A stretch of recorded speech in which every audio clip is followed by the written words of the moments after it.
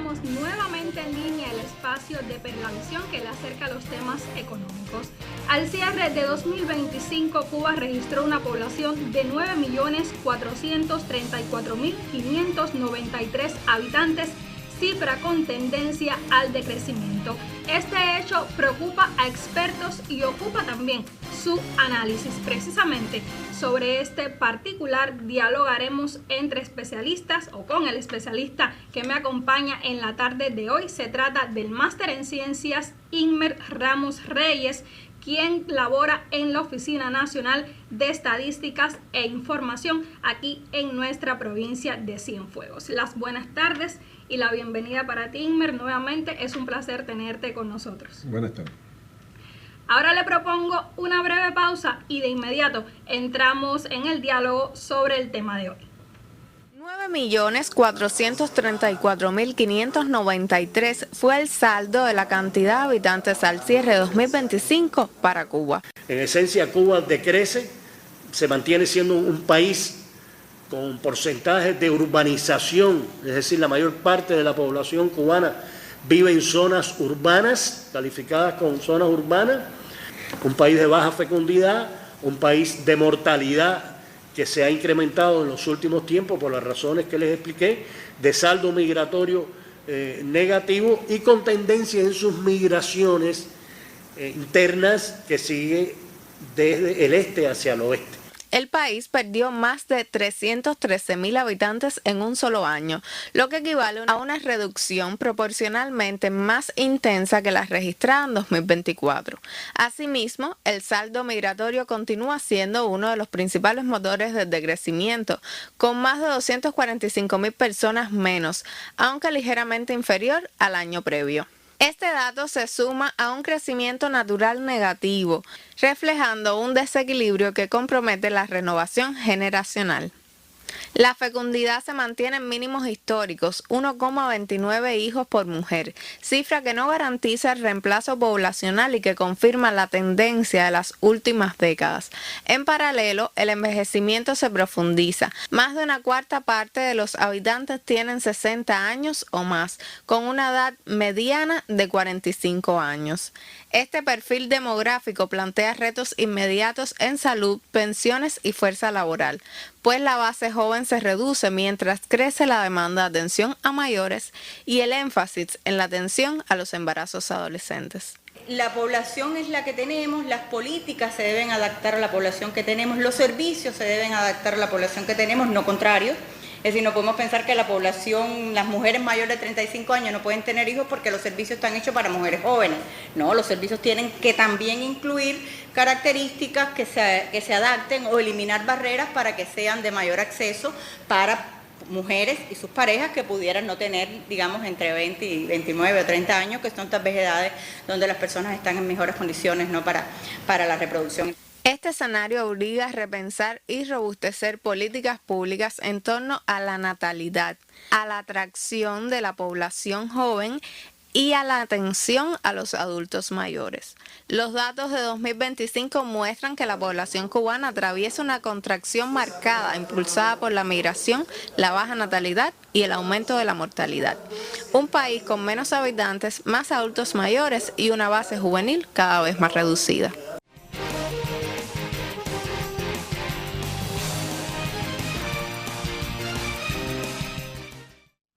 Estamos de vuelta en línea y acabamos de apreciar un material que ilustra en cifras la situación demográfica y de la población cubana. Y precisamente, Inmer, hace 14 años se efectuó en el país el último censo de población y vivienda. Sin embargo, hay cifras que se contabilizan, con las que se trabajan cada año. La población se preguntará ¿cómo se calculan estas estadísticas? ¿Cuál es el nivel de certeza, de fidelidad que tiene esta información?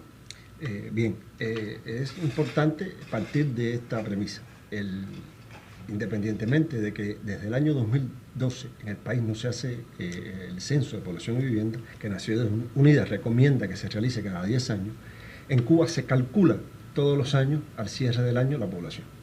Y la fuente de este cálculo es los registros de nacimiento, por ejemplo, el registro de nacimiento, la ecuación compensadora. La ecuación compensadora no es más que sumar los nacimientos que son las que entradas al sistema de población, las salidas, que son las defunciones, y se suma o se resta el saldo migratorio. Digo se suma o se resta porque puede haber casos, en algún momento es mayor la cantidad de personas que entran que las que salen, ya sea la migración interna o la migración externa. En el caso de los nacimientos, hay un documento que es el certificado de nacimiento. Acotar de que el 99,9% de los nacimientos ocurren en instituciones hospitalarias, que hay un registro de parto que se concilia también, o sea, a nosotros nos llega, a la Oficina Nacional de Estadística, le llega todos los meses una copia de ese certificado de nacimiento que va al registro civil, va la otra copia, y nosotros conciliamos con salud a partir del libro de parto. O sea que hay un contraste de estas fuentes de información. Exactamente. Recordar que, bueno, nosotros en el caso de la provincia tenemos un hospital general que los nacimientos ocurren aquí. En el caso de las defunciones es un documento que firma un médico también. Hay un talón que va a la Oficina de Estadística. Estos modelos se codifican porque los modelos tienen una información, pero se codifican para el procesamiento automatizado. Hay otra parte que se queda salud con las causas de muerte también para codificar y revisar las causas de muerte, y va una parte al registro civil. Esto también lleva un proceso de conciliación. En el caso de las migraciones, tanto las migraciones internas como las migraciones externas, o sea, las migraciones que ocurren dentro del país, las migraciones que ocurren con salida al exterior, el MININ, a través de la Dirección General de Inmigración y Extranjería, entrega una base de datos que también ella se codifica por asentamientos, en el caso de esta, se codifica también para poder elaborar este cálculo de esta población con un nivel de confiabilidad y un nivel de tendencia muy fuerte. O sea, este es un método de cálculo que el país viene realizando desde los años 70 del siglo pasado, y que muestra un error del 0,7% en el periodo intercensal. Ese es el error que ha mostrado cuando se ha realizado el censo. Y en el caso de la población, se calcula a nivel de asentamiento, se calcula a nivel de DPA, de División Política Administrativa, por municipio y por provincia, y un grupo de indicadores en torno a toda la población. O sea, necesariamente no se requiere el censo de población y viviendas cada una etapa determinada para tener estas cifras certeras de la población del país. Exactamente. El censo es un operativo muy costoso, y que ya usted, cuando visita las viviendas, obtiene otras informaciones además de la vivienda, otras informaciones en torno a la población, y permite también hacer ajustes en torno a esta cifra que se va calculando de población. Inmer, en este periodo, bueno, de un censo a otro, ya hace más de 10 años, 14 años específicamente, la población en Cuba ascendía a 11 millones de cubanos, ahora decrece a 9. ¿Es preocupante la cifra?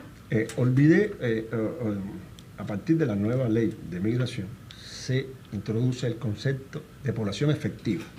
O sea, se introduce el concepto de población efectiva, que es la población que está 6 meses o más en el periodo de ese año en Cuba.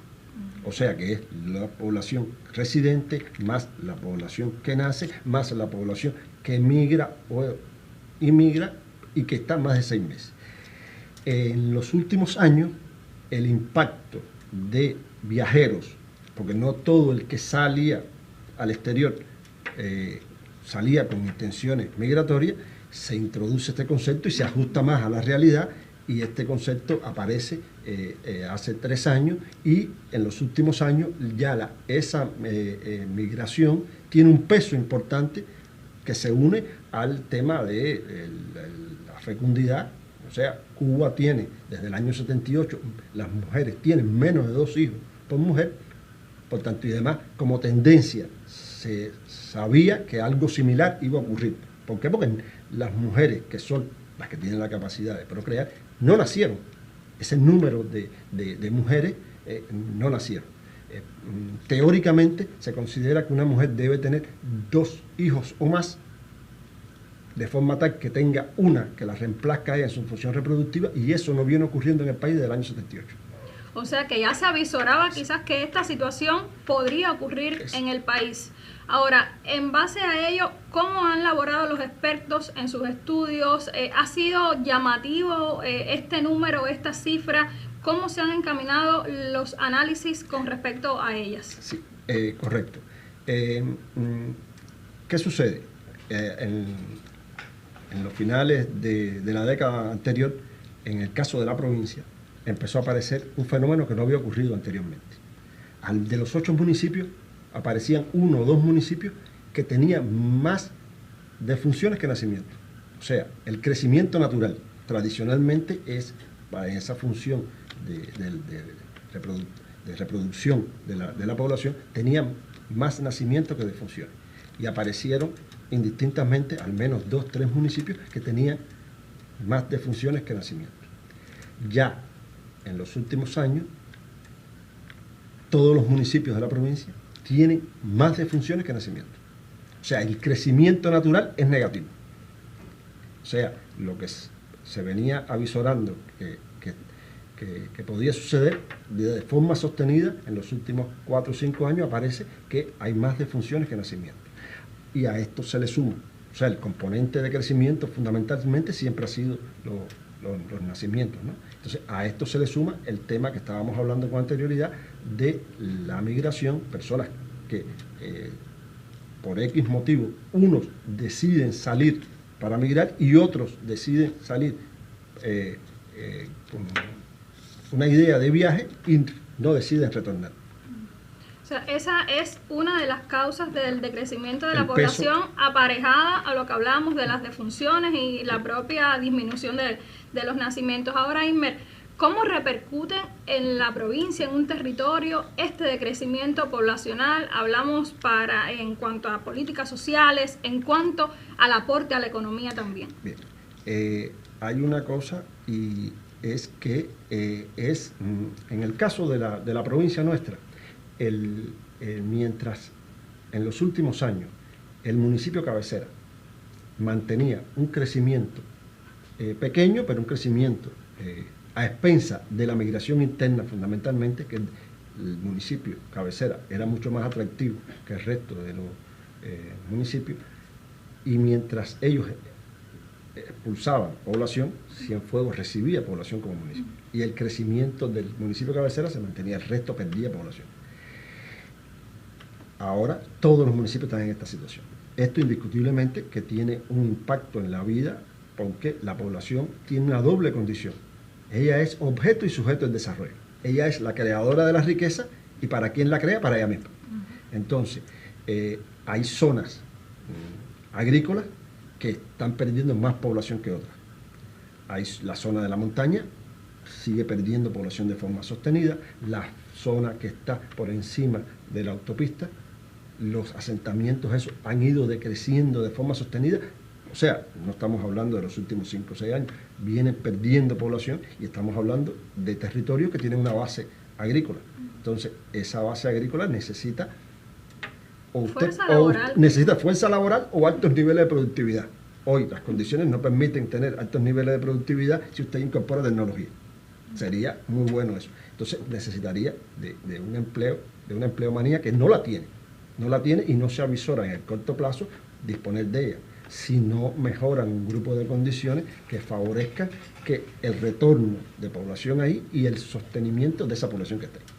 Ahora, Ismer, en el país también arroja cifras similares en cuanto a estos procesos de migración de personas del campo hacia las ciudades. En el caso de Cienfuegos, desde el punto de vista gubernamental, sé que ustedes también participan de estas comisiones, ¿qué luces han dado los expertos para quizás hacer un poco más atractiva la permanencia de las personas en entornos rurales? Sí. Primero, separar que las cabeceras municipales son urbanas. La cabecera de Cumanayagua clasifica como ciudad porque tiene más de 20.000 habitantes. junto a la de Cienfuegos. A veces los que están en el centro consideran campo todo lo que no está en el centro, ¿no? Y eso no sucede. Entonces hay zonas, incluso los antiguos centrales azucareros, que hoy no están como centrales azucareros, clasifican como zonas urbanas. En las estrategias de desarrollo municipal están identificadas una de las variables pivotes que parten del análisis del desarrollo territorial, parte de eso, de tener a la población en el centro y de un conjunto de transformaciones, no solo económicas, sino también sociales, con vista a la retención de la población. Eso es, y que ella tenga una realización, no solo en lo que estudió, porque estamos hablando de una población con altos niveles de instrucción, entonces que pueda realizarse en el lugar de donde, y que atenuar de alguna forma esta migración. Imer, yo le propongo a usted y a nuestros televidentes una breve pausa. De inmediato estamos de regreso para continuar nuestro diálogo. El programa económico en línea promociona el tema que sugiere para cada semana en su página de Facebook y de Anex Cienfuegos. Si usted nos deja sus inquietudes, serán atendidas por nuestros panelistas.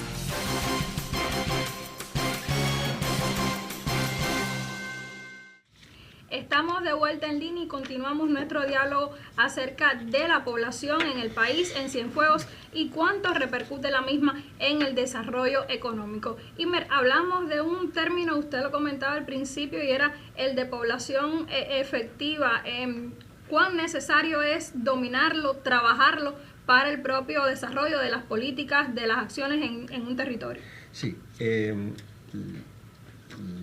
la ONEI sometió un procedimiento hace 3 años donde se tuvo en cuenta la realidad, porque bueno, la estadística mide una tendencia y había una población que por diversas razones, habíamos hablado de viaje, habíamos hablado de que existía una moratoria de entrada al país, que el resto de los países también lo asumió respecto al tema COVID, y se tomó esta decisión similar a la que se utiliza en otras naciones, de considerar aquella población que está, y que estamos hablando de la que salió con fines de viaje personales. Aquí no entra la población que está cumpliendo misión y demás. Esa población se considera población efectiva, población residente en el país. Esta población que por algún motivo se estableció en otro país, tiene la residencia, se encuentra trabajando, realmente lo que hace es venir a Cuba por periodo corto de tiempo, no es población efectiva, independientemente que la ley no les impide perder el derecho a propiedades, a la ciudadanía, etcétera, etcétera, ¿no? Es un concepto muy novedoso que se aplicó y permite tener una realidad más objetiva de la población que se tiene hoy en el territorio. En cuanto a las cifras de Cienfuegos, Inmer, ¿cómo se pueden comparar quizás con las del resto de la provincia? ¿Qué posición ocupan dentro del país? Sí. La población de la provincia es de 330.593 habitantes. Recordar que en el censo del 2012 la población era de 404.000. O sea, hay un decrecimiento sostenido en los últimos años y todo indica que va a continuar así. Todo indica que va a continuar así. Todos los municipios tienen decrecimiento de más de 30.000 personas, de 30.000, la tasa de más de 30.000 por cada 1.000 habitantes. Solo Abreu es el que tiene una tasa de 28.000, o sea, ligeramente superior. Bueno, Abreu siempre tuvo niveles de fecundidad incluso fue en su momento un municipio muy atractivo migratoriamente y tiene un comportamiento diferente al resto del territorio. Por estos dos, el peso del crecimiento natural, que ha sido negativo y se mantiene y debe mantenerse en los próximos años. Incluso estamos hablando de la cantidad de hijos por mujer, 1.15 hijos por mujer, muy bajo ese indicador, que permite proyectar que en los próximos años, porque esa población femenina en edad fértil ha ido disminuyendo, entonces se sabe que de forma estimada, en los próximos años debemos tener un comportamiento similar a este que tenemos. Lamentablemente es así, ¿no?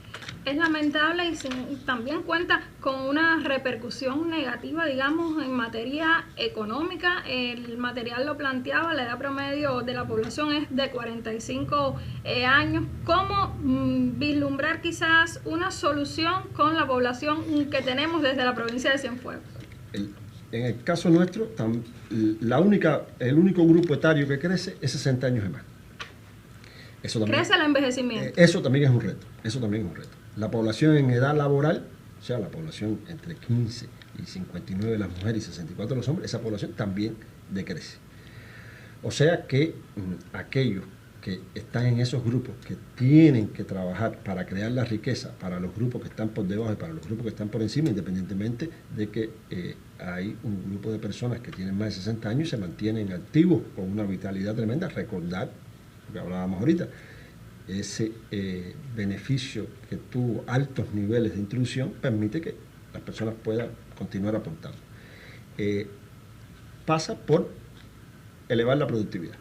Solo teniendo altos niveles de productividad en todos los sectores, usted puede compensar económicamente la disminución de valores absolutos de la población en edad laboral. De incorporar un fenómeno que se midió hace 2 años, alrededor de 20.000 personas en la provincia en sector informal del empleo, bueno, tratar de que toda la mayor cantidad de personas estén incorporadas al empleo, independientemente de la forma de propiedad.